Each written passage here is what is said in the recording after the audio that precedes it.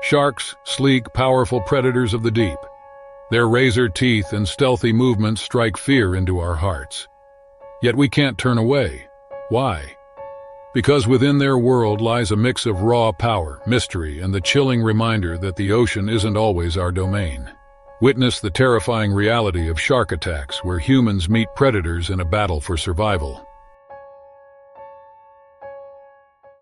The waters off Cape Recife, South Africa, teemed with life. The great white shark reigned supreme in this marine kingdom, a silent predator patrolling its underwater domain. For years, marine biologist Dr. Anya Petrov dedicated herself to the conservation of sharks, determined to unlock their secrets and change the perception of these majestic creatures. It was July 5, 2001, a day that Anya hoped would bring new insights into the great white's behavior. She and her research assistant, Michael Nyathi, were aboard the Sea Explorer, a small, weathered vessel that had seen its share of ocean adventures. They had been meticulously tracking a huge male for days, the elusive animal becoming a fixation for Anya. Michael, a local man with an unparalleled connection to the sea, provided keen observations, his gut instincts complementing Anya's scientific rigor. Great white sharks, known for their unpredictable nature, are famously elusive in this region. Their silvery bodies camouflage perfectly against the shifting sandbanks, making sightings a rarity. This added to the thrill of the chase, with every hour on the water fueling Anya's obsession. Her fascination with sharks bordered on reverence, a desire to understand these complex creatures in a way beyond textbooks and theories. Anya and Michael spent their morning analyzing data, reviewing previous recordings of tagged sharks, anything that might provide clues to the magnificent predator's next move. Michael, a man of few words, often conveyed more with his weathered hands and thoughtful gaze. Anya had come to respect this quiet form of communication. It reflected his deep reverence for the ocean and its inhabitants. Finally, just before midday, an unusual pattern emerged. They noticed an alteration in the water currents and a slight shift in temperature. The familiar rhythm of the ocean seemed to stutter as if holding its breath. Anya's heart quickened. Years of experience told her this could be their chance. Anya and Michael raced to the deck, the anticipation electrifying the air.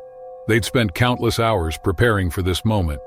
All equipment was double-checked and safety protocols were drilled into their minds. Yet they were both keenly aware that they were entering an unpredictable realm. With practiced movements, they lowered the cage into the water. Despite years of study, there was always a tremor of awe when Anya submerged herself beneath the waves. She slipped gracefully into the steel sanctuary, Michael anchoring the cage and relaying surface conditions, all systems transparent. She was keenly aware of the vastness surrounding her, the cage seeming small in the expanse of the open ocean. Then there was only the water and the waiting. Minutes it stretched into an eternity, broken only by the rhythmic sound of her breathing apparatus. And then it happened.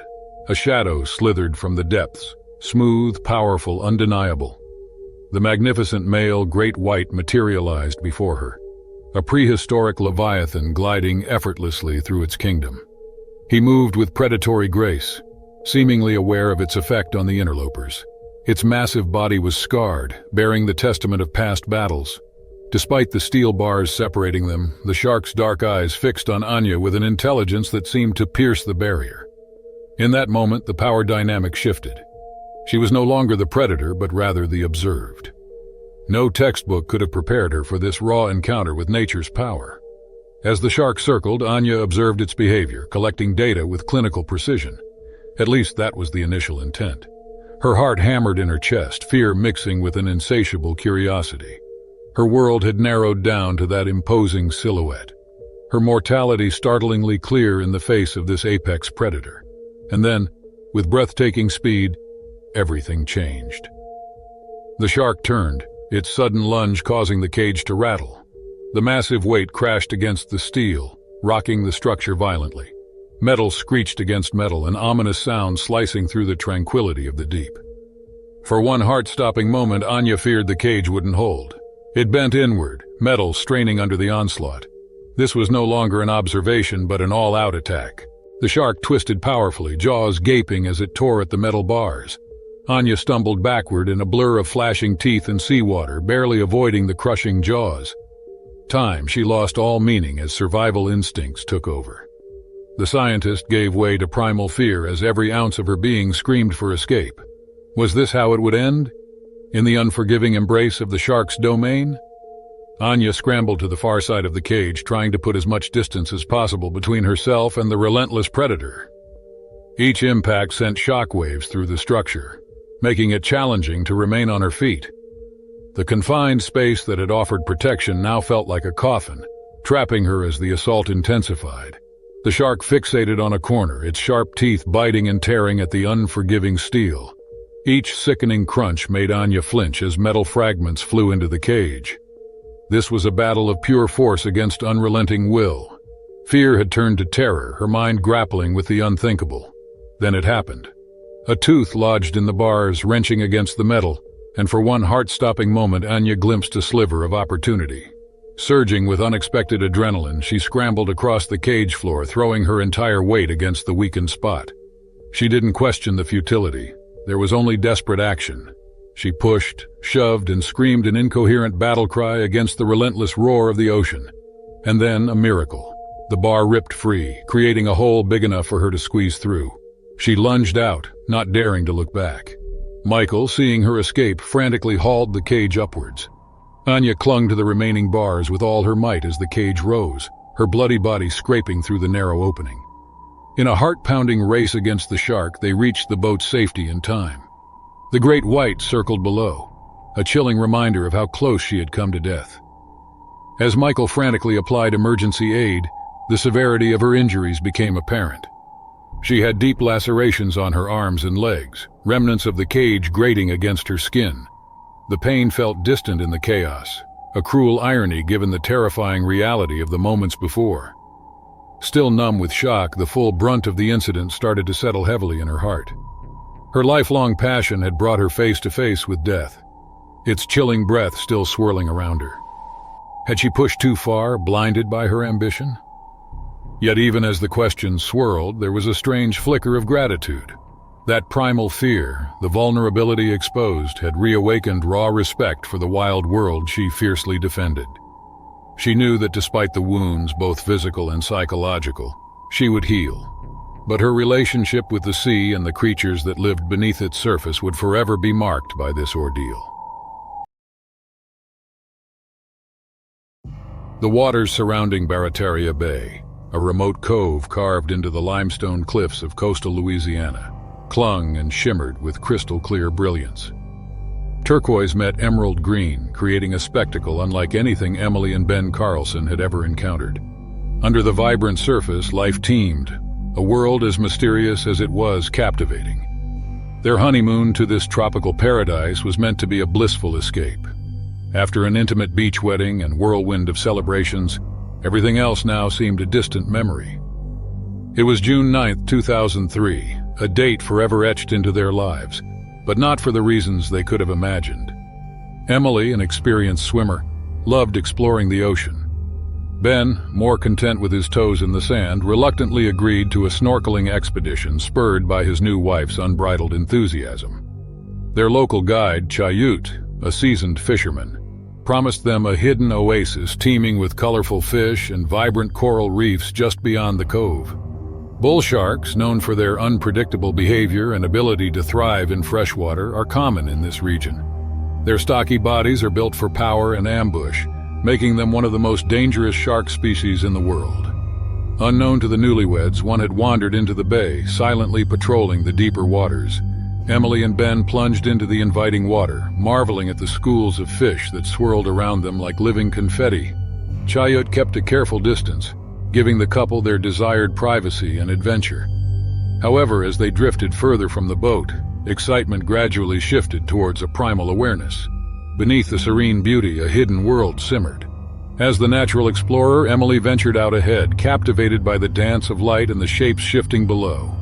In her periphery, she caught something significant circling in the murky depths. Oblivious to the looming threat, Ben swam close by, kicking with playful delight as he admired the playful creatures at the surface. It was a scene of picture-perfect serenity, unaware of the terror poised to unfurl beneath them. Suddenly, a flash of motion erupted from below. Water swirled in chaotic bursts, displacing the tranquility that reigned moments before. As Ben turned towards the disturbance, he felt a jolt of pain like nothing he had ever known. And in an instant, time seemed to distort, reality fracturing under the force of the assault. The bull shark latched onto Ben's leg, its mighty jaws clamped in a vice-like grip. It twisted violently, tearing at his flesh with primal intent. The crystal-clear water churned red as Emily watched in horror. For a heart-stopping moment, only Ben's muffled screams penetrated the chaos. Her mind raced, paralyzed by disbelief as the scene became a brutal spectacle. Her love, mere seconds ago a carefree honeymooner, was now locked in a fight for survival against a force fueled by predatory instinct. Yet, within Emily, fear gave way to something potent. She would not surrender her husband to the depths.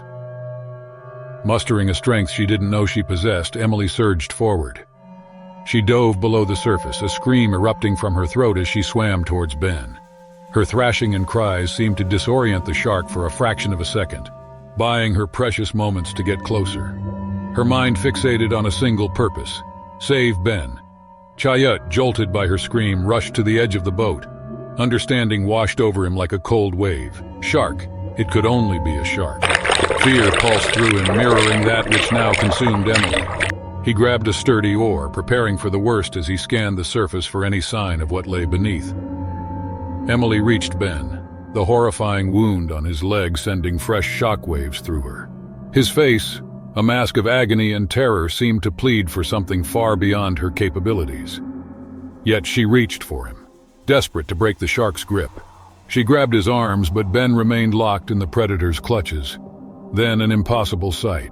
Chayut leaped from the boat, the oar plunging towards the shark with terrifying accuracy.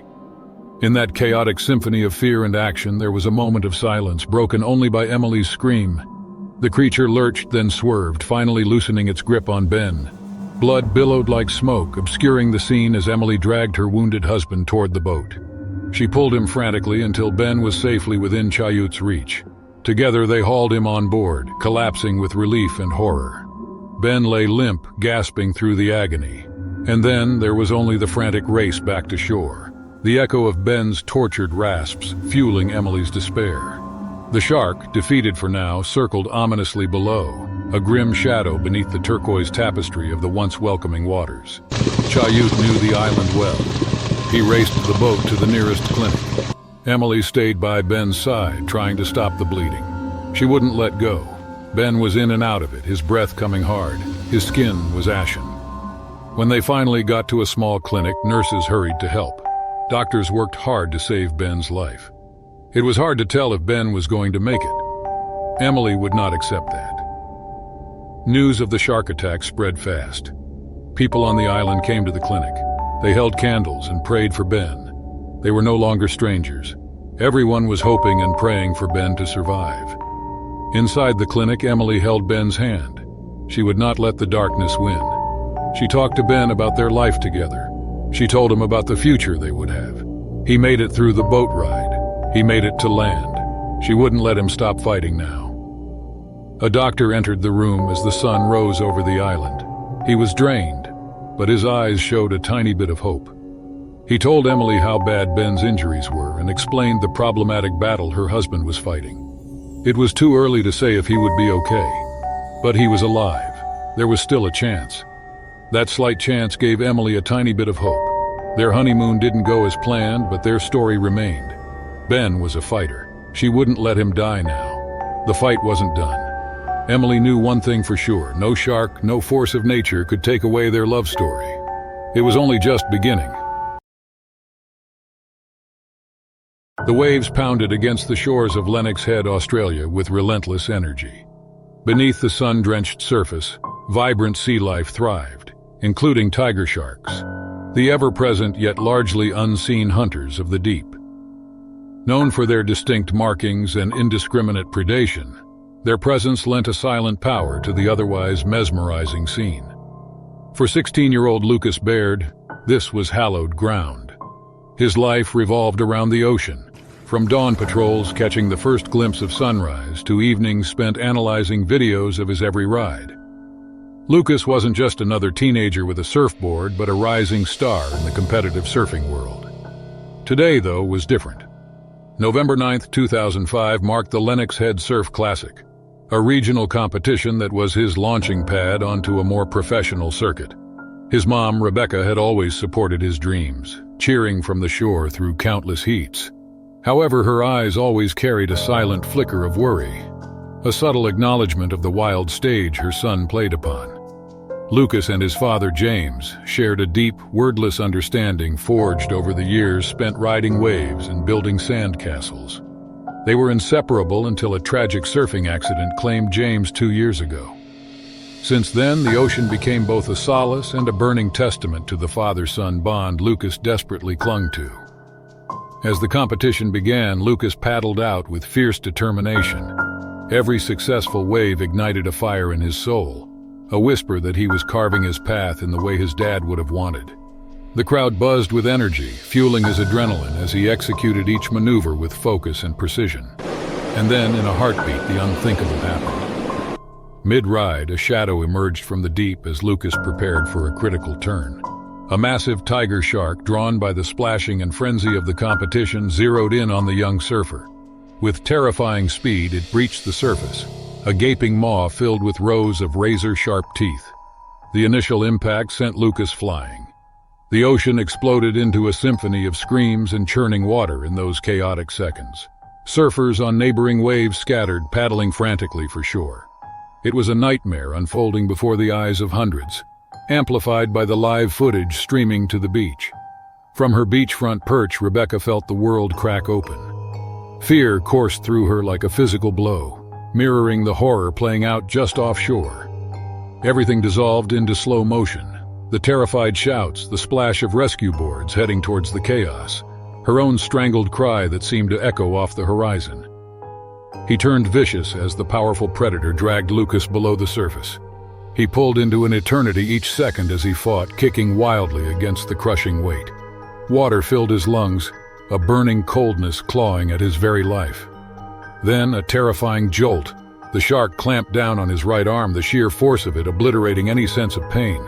It twisted and thrashed, the ocean turning crimson, and then blinding agony. He could feel a part of him being mercilessly ripped away. In an act of survival, fueled by desperation, Lucas lashed out with his remaining arm. Whether by fate or blind luck, his fist struck the shark's sensitive eye. The predator loosened its grip suddenly, allowing Lucas to break free. He surfaced in a desperate scramble, instinct propelling him toward a lone rescuer who frantically reached for him. Then he blacked out.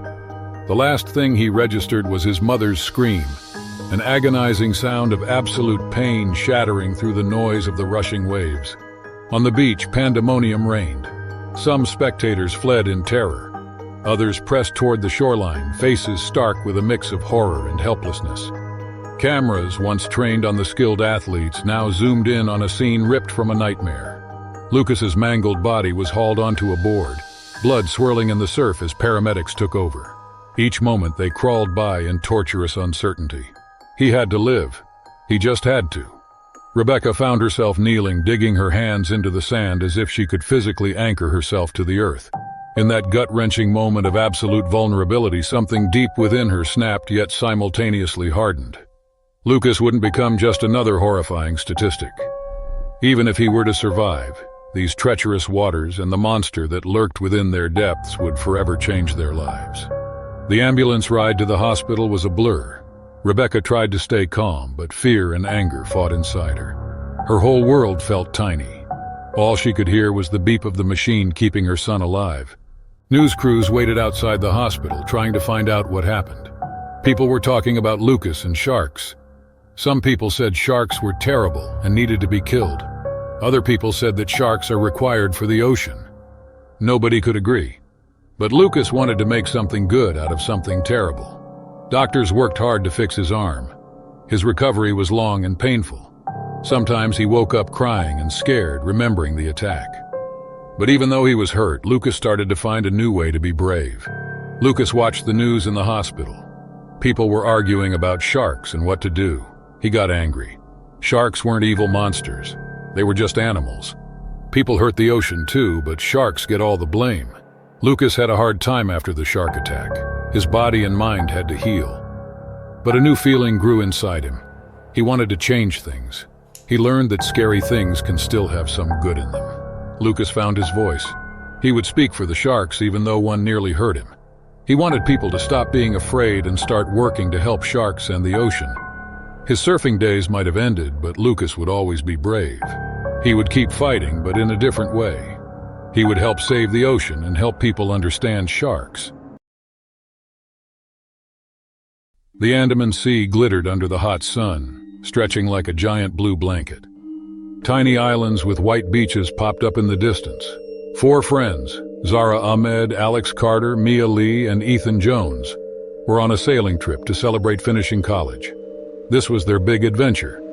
Today, September 6, 2007, was all about smiles and sunshine. They rented a free-spirit catamaran and set sail to explore. Alex loved being in charge at the helm, grinning as he steered the boat through the water. Zara stood beside him, expertly reading the maps and plotting their route while the warm breeze tousled her hair. Mia and Ethan sunbathed at the front of the boat, arguing playfully about who would find the best beach and make the best sandcastle. Their laughter echoed across the sparkling waves. Bull sharks live in these waters. These powerful predators are known for lurking in the shadows, ready to make surprise attacks. But our 4 friends weren't worried. They were too busy having fun and embracing the freedom of the open ocean. Zara had grown up loving the ocean. Her parents were marine biologists, and she spent her childhood filled with stories of underwater wonders. This love instilled in her a deep respect for the sea, an awareness of its beauty and the mysteries it held below the surface. While this ocean felt wild and unpredictable, it was also strangely familiar. There was an exhilarating thrill in returning to this untamed wilderness after so many years cloistered in classrooms and lecture halls. Alex was handsome and brave, radiating a natural confidence that hid the doubts he sometimes kept bottled up inside. Mia was bright and energetic, adding a dose of sassy skepticism to the group's plans. Ethan played the jokester role, bringing lightness to even the tensest moments, his goofy grin infectious. These 4 had been best friends since their first year at university. This trip was more than just a holiday. It was a chance to celebrate their unbreakable bond before their lives took them down separate paths. As they sailed further away from the busy beaches, the excitement rose at the prospect of finding their secret haven. Then they saw it, a little island shaped like a smile with a dazzling crescent of pristine, untouched sand, just what they wanted. Zara lowered the anchor with practiced ease, listening to the splash as it hit the water. They were momentarily breathless with anticipation, and then Alex shouted, "Race you to the shore!" The first splash of cool water brought pure joy. They had found paradise. As Zara let the waves push her gently back and forth, the rhythm of the ocean began to lull her into a carefree ease. The vast blue sea whispered secrets, a world of possibilities stretched out, alluring and intimidating. This was not just another holiday. This was the beginning of the rest of their lives. Suddenly, an ominous shadow cut through the clear water. It moved fast, silently slicing through the calm surface. Zara froze, her sense of peace vanishing in an instant. Her knowledge of marine life, sharks, flooded her mind, but indeed not so close to shore. Her shout of warning ripped through the air, but her voice only echoed, unanswered. Her breath hitched in her throat. Alex, Mia, and Ethan were too far off, still splashing playfully, blissfully unaware of the potential danger that lurked nearby. Zara watched in horror as the shark disappeared below the surface with Ethan. Red stained the once brilliant water, a silent reminder of the brutality she had just witnessed. Her mind whirled, frantic. They were in the middle of nowhere. Help was far beyond reach. Instinct kicked in. Her legs kicked powerfully, driving her toward the speck of red amidst the waves. Panic threatened to consume her, but determination surged in its place. Every second she counted. Each beat of her heart fueled her strokes, pulling her desperately closer to the fading crimson against the turquoise backdrop. As she finally reached the scene, a desperate hope flared. Just beneath the surface, she glimpsed Ethan's body. Adrenaline pulsed in her veins, pushing aside her exhaustion and terror. Zara dove down, fingers frantically clawing through the water, desperate to grab onto Ethan before he slipped further. Her mind buzzed with terror. Was he gone? Would she even be strong enough to pull him to the surface? Her fingers finally brushed against Ethan's limp form. With a burst of raw strength, she wrapped her arms around his bleeding body and propelled herself upward. It felt like moving through syrup. Every inch was a battle. Finally, their heads broke the surface with a ragged gasp. She hung there momentarily, barely treading water, trying to steady her pounding breath. She had him. Ethan was alive, for now. But before she could formulate a plan, the gray form reappeared. The sleek body quickly cut through the clear water, drawing closer to its wounded prey. Zara knew the attack wasn't over. They were sitting ducks. Help wasn't coming. Mia scrambled frantically into the small dinghy attached to the back of the damaged catamaran. With trembling hands, she fumbled for the paddles while her mind echoed with screams and horrified wails. With Ethan unconscious and bleeding, every splash brought an icy shockwave through Zara's veins. With every passing second, she was threatened to bring the horrifying predator back once more. Her lungs burned from exertion, and panic battled against a sliver of determination in Zara's mind. One thought screamed for survival: the island. In their blissful exploration, it had remained an alluring speck on the horizon. The crescent of sand looked impossibly distant, but it was their only hope. With a final effort, Zara mustered every ounce of strength and swam, pulling Ethan's dead weight through a crimson trail in the ocean. It wasn't graceful. It wasn't pretty. It was raw, desperate survival, their fragile bodies in a race against the relentless forces of the unforgiving sea. They finally reached the beach. Zara collapsed onto the sand, dragging Ethan's body away from the water. He was breathing, but barely. Relief washed over her, quickly followed by fear. There was no help around or escaping the reality. They were trapped. Mia rowed them back to Free Spirit, their once joyful vessel, and Zara climbed aboard to search for anything useful. It was then that she discovered the damage. The shark had attacked their boat too. Gashes along the underside, water gushing in. Now their only hope for escape was also slowly sinking. She found a first aid kit and desperately tried to stop Ethan's bleeding. Mia looked pale and her usual chatter disappeared. Fear hung heavy in the silence. They were in trouble. Terrible trouble. Days turned into a grueling fight for survival. Zara quickly realized their hope lay in the surrounding waters. Her childhood lessons about ocean currents and navigation clicked into focus. They fashioned a crude raft from broken branches and wreckage from their sailboat. Using salvaged pieces of clothing as a makeshift sail, they risked venturing into the treacherous waters, hoping to drift into nearby shipping lanes. After 2 harrowing days at sea, their raft almost disintegrating beneath them, a miracle appeared. A cargo ship spotted their desperate signals. Rescue felt impossible, but with renewed strength, they paddled with every ounce of energy, praying the large vessel would see them. And it did. Back on land, Zara's ordeal took on mythical status. Headlines dubbed her a hero, a survivor, and a woman who defied death. News channels clamored for interviews, but Zara felt more like a shell, her emotions raw and fragmented. In the quiet sanctuary of Mia and Ethan's shared apartment, where she took refuge upon arriving home, she allowed herself to break down. Survivor guilt washed over her as she mourned the shark's powerful grace, a creature following its instincts in a realm that humans had encroached upon. That forgotten island was forever etched in the map of her heart, a stark reminder of resilience discovered within shattered expectations. Zara Ahmed, the girl who once simply sought an ocean adventure, found her strength and her purpose, to be a champion for the misunderstood marine world and to preserve the mysterious depths that, for those few terrifying days, became both her nightmare and her salvation. Her survival and those of her friends weren't a happy ending, but the beginning of a new tale yet to be written. South Africa's wild coast, a starkly beautiful land where churning waves clash against rugged cliffs, has always held a whisper of danger.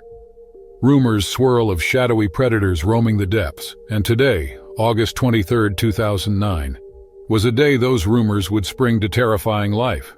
Zola Dube, a renowned conservationist, was no stranger to ocean perils.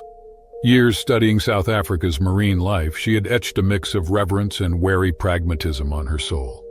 However, the allure of the sardine run, a magnificent natural phenomenon where massive shoals of fish transform the coast into a swirling mass of life, always proved too strong to resist. Her companion, Theo Jansen, a seasoned deep-sea diver, mirrored her excitement, though his quiet focus betrayed a more cautious nature. Their target, Protea Banks, a renowned shark sanctuary and dive spot within the vast spectacle of the Sardine Run. Here, giants like bull sharks and hammerheads patrolled alongside other predators drawn to the feast. And amidst the chaos and elusive rarity, the short-fin mako, a sleek and powerful hunter famed for its incredible bursts of speed and acrobatic leaps. Zola's pulse quickened. These mighty sharks, resembling miniature great whites with their conical snouts and brilliant blue backs, were as beautiful as they were unpredictable. Considered the fastest shark in the ocean, makos can reach speeds exceeding 40 miles per hour in short bursts, quick enough to escape the water in pursuit of prey completely. Their early morning launch cut through the chilly coastal fog, leaving the land a smudged silhouette. Theo expertly guided the inflatable boat towards the telltale signs of the run: diving birds, roiling surface water, and the spicy ocean scent growing thick with fish oil. Soon the sea exploded around them, a writhing silver mass reflecting the brightening sunlight. Zola scanned the depths, heart pounding.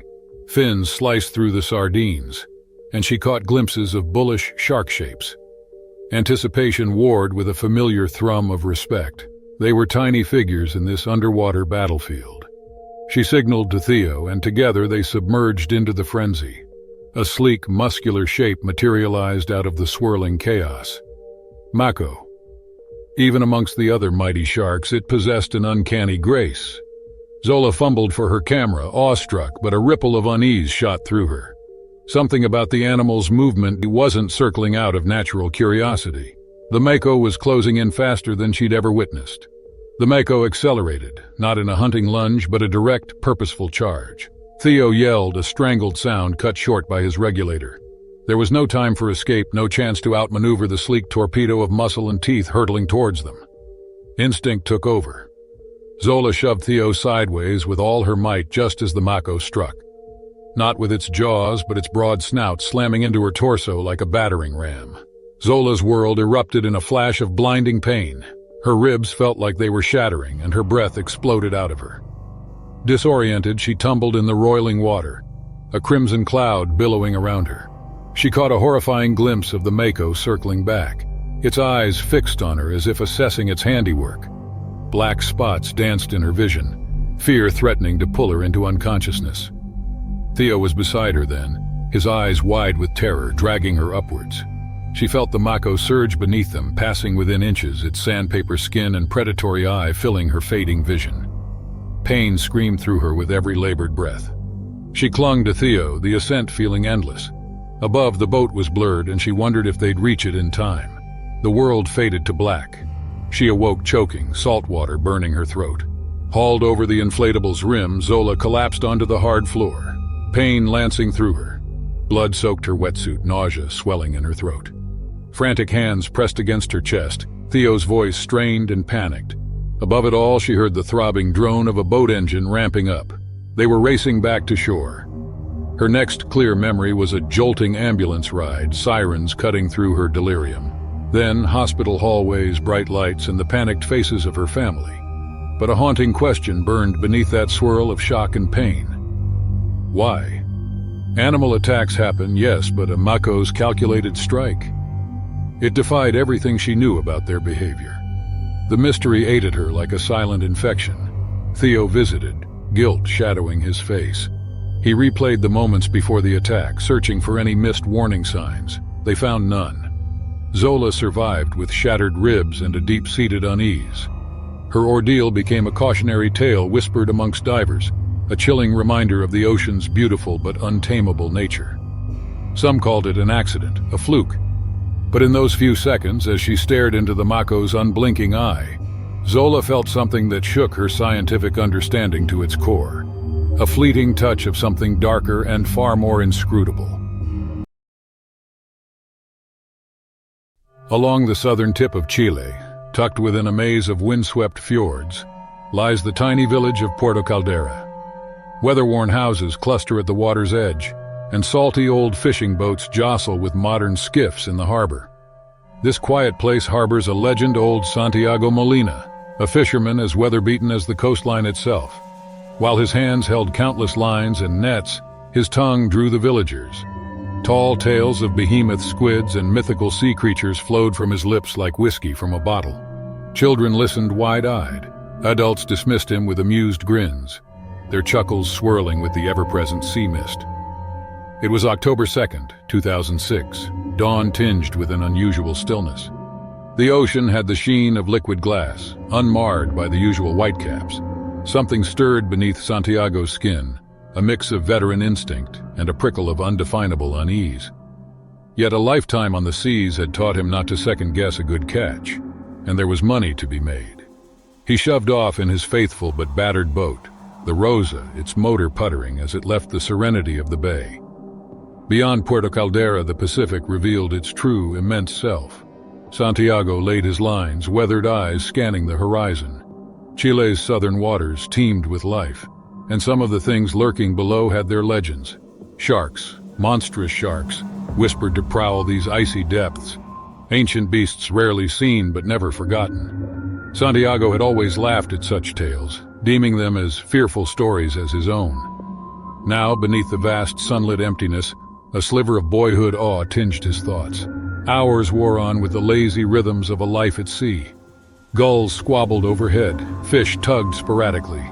It was as unexceptional a day as any, but that stillness lingered, thick as fog despite the burning sun.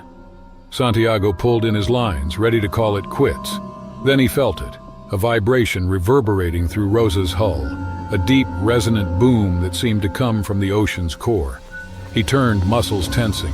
Then it rose from the blue, not the sleekness of a seal or the hulking shape of a whale, but something impossibly long, impossibly powerful. The dorsal fin of a shark, larger than any he'd ever imagined. His blood ran cold. This was no curious predator. This creature was born from the whispers of nightmares. Panic threatened to cripple Santiago, but years of facing the ocean's temper hardened his resolve. He grabbed a rusted boat hook, his only pitiful weapon against this titan of the deep. The enormous shark circled the Rosa, its fins slicing the water with eerie ease. With each pass, it drew closer, a dark leviathan against the shimmering surface. Its eye, flat and black, fixed on Santiago like a predator studying its prey. Terror warred with a defiant pride. This was his sea as much as the monster's. Santiago roared, a primal challenge of an old man against an ageless force. Suddenly the shark surged, not from below, but directly at the Rosa. Wood splintered with a screech as the colossal shape rammed the boat. Santiago went tumbling, his old bones jarring painfully against the deck. The Rosa listed drunkenly, seawater sloshing in. The shark circled back, its fin cutting a trail like a menacing black sail. Its massive jaws opened, revealing rows of teeth serrated like the blades of monstrous saws. With a surge of desperate courage, Santiago lunged, driving the boat hook into the soft underside of the shark's snout. A bellow of pure rage echoed across the waterless scream of an animal, more a sound from the darkest fathoms of the earth. The shark thrashed, the Rosa lurching wildly. Santiago hung on for dear life, vision blurring, the smell of blood thick in his nostrils. Then, as suddenly as it came, the monster was gone, disappearing into the blue depths. Santiago collapsed, his breath ragged, salt mixing with tears on his bruised face. His mind went numb, unable to grapple with the enormity of his brush with death. With shaking hands, he righted the battered Rosa, engine spluttering as he limped back towards the distant blur of Puerto Caldera. Santiago's return to Puerto Caldera caused a stir like nothing before. His gashed arms, wild eyes, and the broken story of the giant shark left villagers buzzing. Many chuckled, unsure where his true story ended and the tall tale began. Santiago's body held the proof of his fight. Deep, ugly bite marks scarred his left leg. Yet a strange feeling rose in him, too, pride. Santiago Molina, known for exaggeration, now had a story too wild to deny. The shark might be as unbelievable as the fact that he survived. Doctors in the distant city patched him up, calling him a miracle and a lucky old fool. Back in Puerto Caldera, life carried on with a new undercurrent. Some fishermen started avoiding the spot where the attack happened. There was a new fear of what waited out there. Santiago found himself looked at differently. Children listened to his stories with wide eyes. Even the older, doubtful villagers looked out at the vast ocean with a new wariness. Did the encounter turn Santiago into a true believer in legends? He wasn't sure, but something in him had changed. The ocean, his lifelong friend, now held a dark edge, its depths hiding things wilder than any story he'd told. The line between what was real and what was a tale would always be unclear for the old fisherman, and maybe that was exactly how it should be. Because under the calmest waters, amazing and terrifying things can still hide.